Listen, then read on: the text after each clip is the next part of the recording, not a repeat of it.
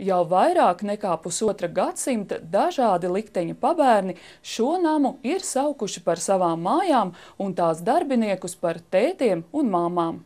Pa vidu starp Ziemassvētkiem un Gadumiju Strāzdes bērnu nams svinēja savas pastāvēšanas 160 gadu jubileju.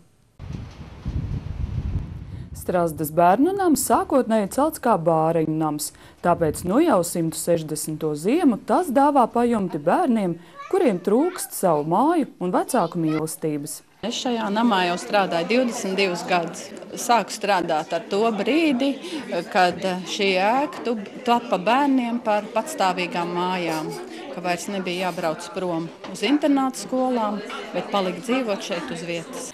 Šobrīd bērnu namā dzīvo 25 bērni un jaunieši vecumā no 3 līdz 19 gadiem.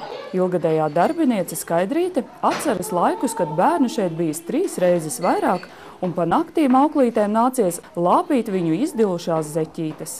Ir jau bērni pieķērušies pie darbiniekiem, jā, ir tā kā.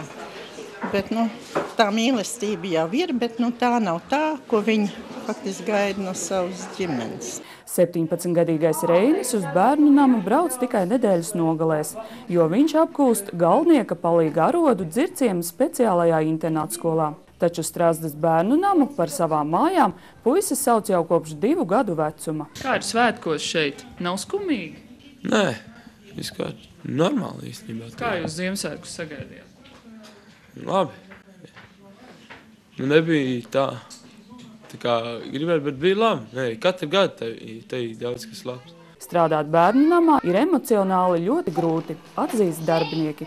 Katram bērnam jāvelta uzmanība un jāspēj sniegt tā mīlestība, kuru viņš tik ļoti ilgojas saņemt. Man patīk tas, ka bērni izaug un atbrauc savām ģimenītēm. Tas ir lielākais prieks, ka viņi aizejot dzīvē, atbrauc mums un parāda. Atbrauc saviem bērniem. Mums prieks ir, ka mēs varam auklēt un ka tie ir mūsu mazbērni. Strāzdes bērnu nama nelielā saima cenšas dzīvot draudzīgi un saticīgi, bet Gadumijā viņi, tāpat kā miljoniem cilvēku visā pasaulē, viens otram vēlēs laimi un savu sapņu piepildījumu. Dace Mieriņa, Kaspars Zvirgzdiņš, Talsu televīzija.